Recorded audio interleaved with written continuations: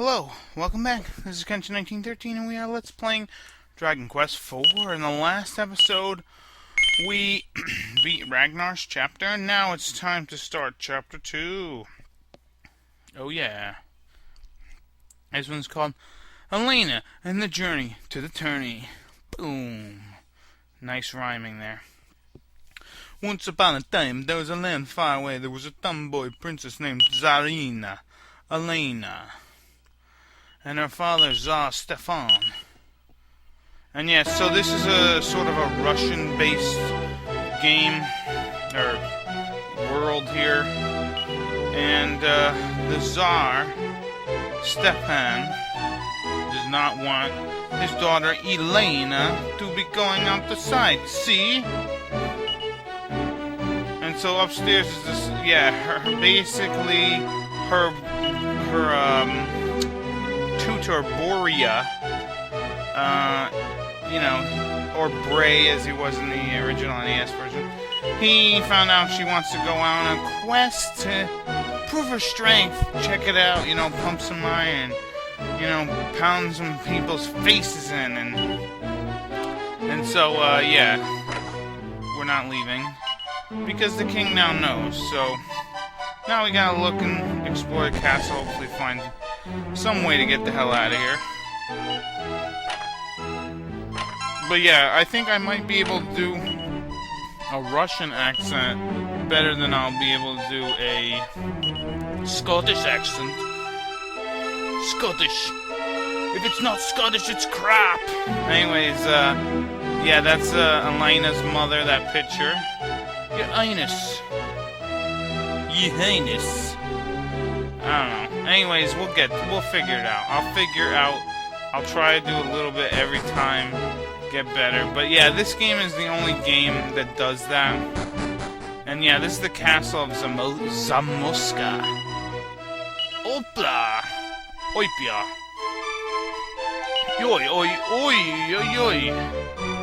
This Alena, she making me mad. And now these are buzzing a bee. She's going to make food for the castle. So yeah, ooh, what's he talking about? I'm gonna beat him up. So yeah, I'm a traveling salesman. I hear there's a tomboy princess who lives in here. Yeah, so the castle was, in the NES version, it's called Santine. And, it's a pretty cool castle. Yeah, there we can't get to. Oh, Serena, Alena, I'm glad to see blah, blah, blah. Sorry, this is the last episode where I've really sped up the text. I'm gonna try and slow it down a lot so that people can read it and I can actually read it. Eventually I'm not going to try and read it in different accents, but for the time being I will try. And here's my favorite character here, Christo, or Kirill. I actually prefer Christo, but I'll try and say Kirill as much as I possibly can. And here's a book, and secretly there's a picture drawn in it. Yeah, Kirill actually has a crush on Alena, the Zaina. The Zaina. Alena. The Zarina. Oi. Oof. You know what I gotta do? I gotta watch some more Dr. Zhivago. That'll get me some stuff. So Tsar Stepan's asking if I still want to go outside. Of course I don't. Or do I? I don't know. I'm gonna go out, alright? You're not gonna stop me. I'm the Zaina. I do what I want. I knock a face in. I beat the people up. Actually, that's more Italian than I think.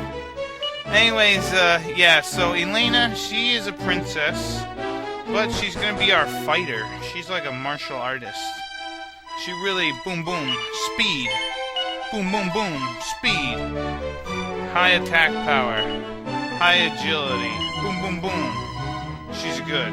And apparently Boria, or Bray as I like to call him, he wants us to be good little girls who don't go outside, see? Don't make dirty pictures of, nah, it's a little bit more like Borat. Yeah, I'm not a trained actor, so I can't really do accents too well. I can do different impediments and things. That's always fun. Anyways, we can look in the mirror, and yeah, each character will have something different to say. At least 3 different things, I think. Looking into the mirror. So, the guy finished fixing the wall, but it's actually a pretty shitty wall. So let's kick it down or punch it down. 1, 2, 3, go! Smash! We smash through the wall. And now we jump outside. And look, there's a kitty. Hey, kitty. Meow. So let's check out. I know there's a little bit of gold over here.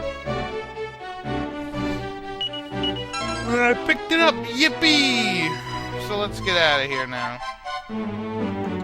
Now, originally in the NES version, Kirill and Bray, or Christo and Boria, they end up joining your group when you get outside. But, different to this game, they figure out that we busted the wall down and now they're gonna come see us.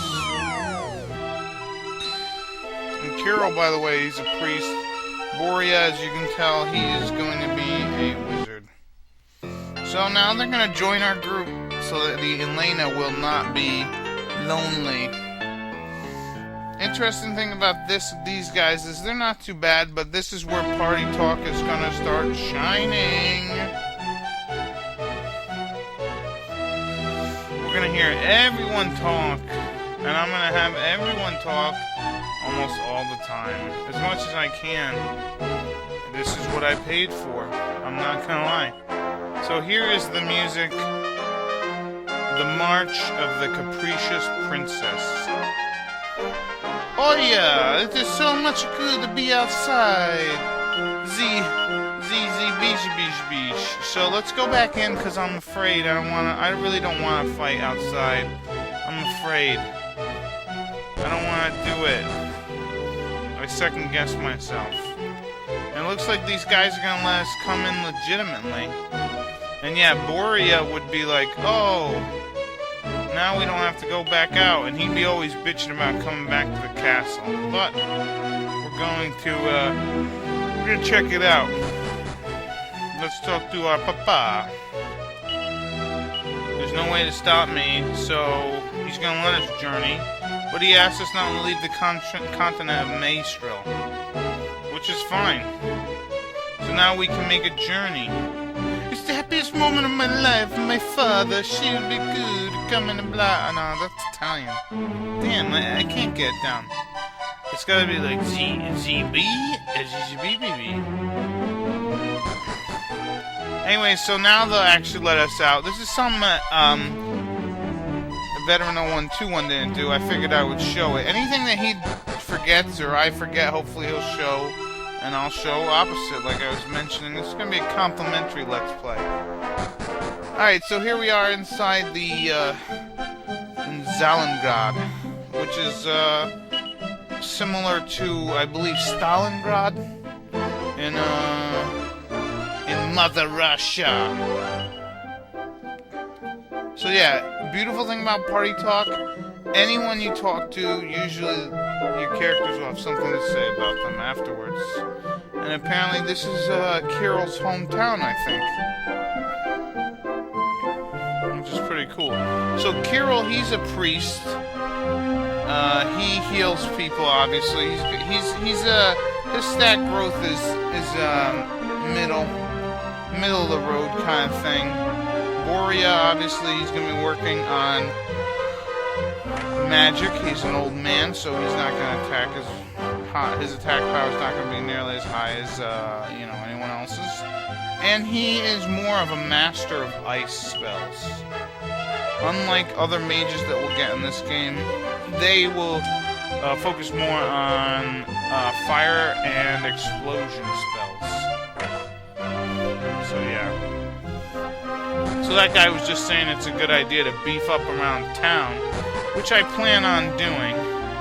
I'll probably end up buying the equipment here, and then in the next episode we'll just do we'll just start our journey.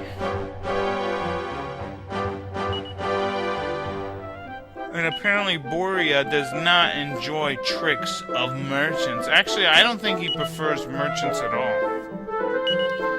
Rumors of the Zalingard? Yeah, so even here they've heard that Alena has gone out on a journey. And apparently we're going to try and be inconspicuous. And hopefully this little girl does grow up to be like Tsarina. Actually, my favorite Russian of all time is probably Rasputin, the Mad Monk. I like him. He's pretty cool. I don't know, there was this movie back in the day that I watched, he was in it, and it was good. Alright? Well, I mean, he wasn't in it. Alan Rickman portrayed Rasputin. And, yeah, he was a Mad Monk for sure. Anyways, since I do have a bias towards Kirill, I will be giving him all the seeds of anything in this chapter. Because he's the man. Anyways, so I'm going to buy a couple of divine daggers for Kirill and Alena. And I believe I'm going to purchase like some leather gear for Kirill and some hats and shields and stuff. So yeah, I'm just letting you know. I'll show it off in the next episode, but yeah. Now, Kirill starts with the heal spell, and Breya, I'm going to be swapping names like crazy, so just get used to it, because I'm so used to the originals. Anyways, Boria, he's going to have a spell called Ice Bolt or Crack. Basically, he's going to be handing out crack to the monsters to get them high and all that. So, yeah, that's his only ability he has right now. And it's much better than him attacking, so make sure to do that. So apparently priests are permitted to love a goddess, but they can't love women or whatever. So this bard here, his name is Joseph Stalin, which is very similar to Joseph Stalin. Let's hope he doesn't take over, crush capitalism, and then unperson a lot of people. Yep, I know what unpersoning is. Damn it, I've read 1984. I know about history. Anyways, let's explore the town, or the world. Let me show you some battles. We got some new enemies, mischievous moles, walking sticks. So Kirill is equipped with a club. And all I'm going to do with Boria, seriously, never going to attack with him. He's just going to cast crack over and over and over and over until he doesn't have any more AP. And then that's when I'm going to have him defend. Actually, I'll probably just have him attack. Boria is actually only equipped with he's only equipped with a cloth, like clothes. Kirill has Wayfarer's clothes and a club, and Boria has a cypress stick and a what the hell is that? Oh, clothes. So yeah, so our party right now is not going to be very good. Obviously, we're on level 1, but we'll get better. Alena is going to be a powerhouse. Boom, boom, boom. Kirill's going to be a healer. He's going to also be able to raise our defense, lower the enemy's defense. And Boria is eventually going to have magic coming out of his ears. Ooh, calling for backup, do ya? I like that.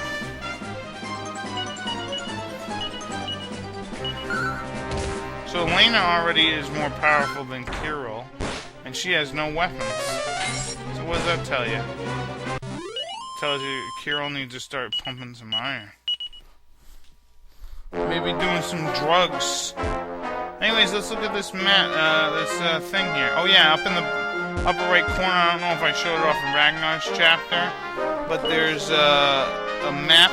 We can look at the world map. And yeah, we can head northwest into the, or northeast into the mountains, but it probably wouldn't be a good idea to do it at this point. Anyways, now we got some walking sticks. They're similar to walking papers, but a little less deadly. They won't leave you without a job. Anyways, I'm walking around because I want to get it nighttime, and then we'll go into the what is it? The town and check it out at night. I'm gonna try and check out every town and castle at both times, but I might forget, and it's alright because we'll check out all the cool stuff. Don't worry. I'm gonna try to be as thorough as possible. Yeah, there you go. Beat 'em up. Alena, level 2. And we'll pick up another medicinal herb. Very nice. Come on, nighttime. Hurry up. Oh, new enemy, Wiggly. Although really not new to this chapter. More Alena, bam, bam, bam. I like it.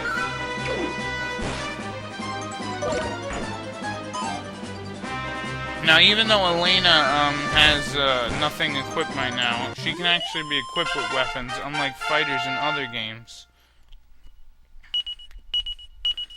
Usually fighters in other Dragon Quest games, they just can equip like claws and stuff, or they're just barehanded. In this game, Alena can actually equip like chain sickles and friggin' hunter bows and you know, knives and things. So it's pretty nice. Her equipment, like Vet 0121, he's kind of talking about equipment draw. She actually gets some very good gear later. But yeah, for the time being, she does start off kind of weak. Then she gets better. And then when she starts doing like criticals like every other time, it's like, how don't you have her in the group? I don't know.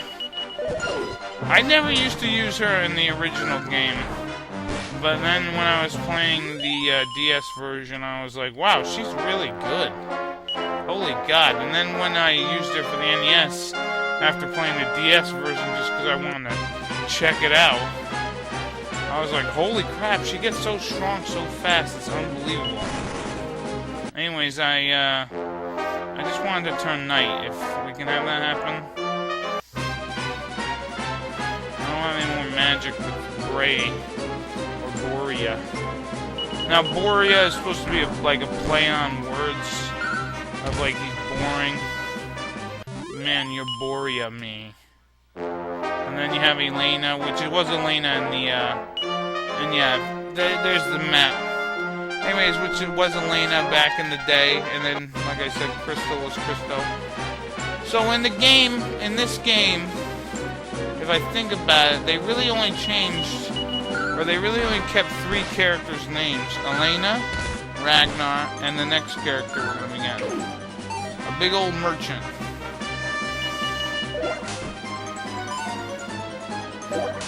And the only thing I have a problem with is, like, in the beginning here, like how many guys, we fought 3 dudes, and we're only gonna get, like, I bet you, like, 9, 10 gold.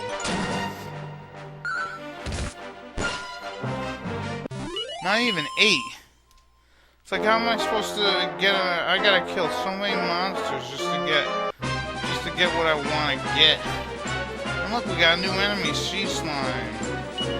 Sea Slime, down by the sea store. Boom, Alena, punch, punch. So these Russians, they know how to beat up a guy or stuff. They know how to do it. Oh, there you go, critical, our first one, yay. But yeah, 9 gold, that's it. With the multiple enemies, we really should be getting double digits of gold. It's only gonna help me out a little later. Anyways, let's go up here. And here we have the the village. I really enjoy the fact that they have both nighttime and daytime different things. I really enjoy that. I think that's one of the great things about Dragon Quest. Hell, I don't even think in Final Fantasy I don't think ever in Final Fantasy they do a day-night system. Which is kind of a shame because it'd be kind of interesting. This is one reason why Dragon Quest is, there's so much exploring to do, because you just get all this different stuff. I don't know, I love it. And then I love the fact that this version of the game, they ended up, they ended up adding extra music. Like, if you play the NES version, I want to say that, there's no special music when you're in here at night. It's the same song. But with this, they kind of like slow it down, make it nice and quiet, relaxing. I like it. Sometimes I find myself humming this music. And here's Joseph Starling. It seems nothing to do except the night, blah, blah, blah, blah. The scene is so romantic. No one in the village was known Zarina. Zarina. No one has anything to say about the sleeping nun, huh? Anyways, here's something that a lot of people didn't check out. Pretty much done exploring here. Luckily, the defensive shop is open all night and all day, so apparently the guy never gets any sleep. But here's something that even Veteran 0121 didn't check out.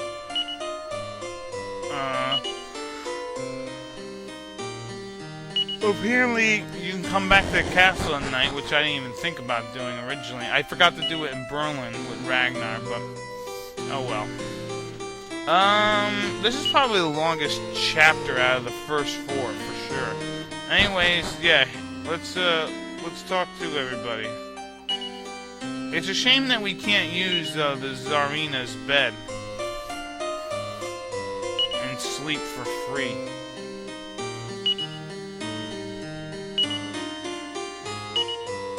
So they're just kind of talking about how much they love the castle. And then Boria's like, why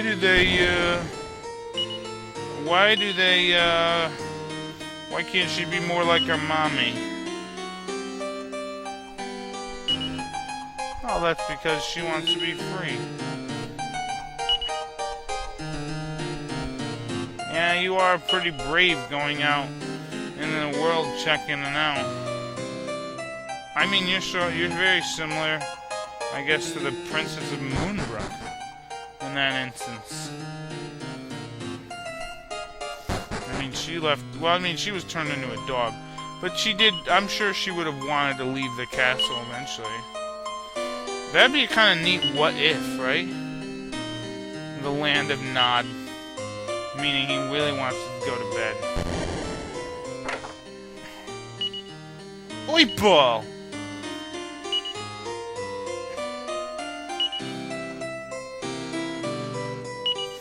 No, so that's what Kira likes about Alena, is that she's boyish. I don't know if that's I don't know. Well, I guess it takes all kinds, I guess. Anyways, what I'm going to do between next episode, or this episode and the next, is I'm going to go back, I'm going to level up, I'm going to purchase all the gear that I can from that town across the way, and then we will continue our journey north and help out the village of whatever the hell it's called. I call it Freynor. Anyways, this has been Kenshin 1913. See you later. Bye-bye.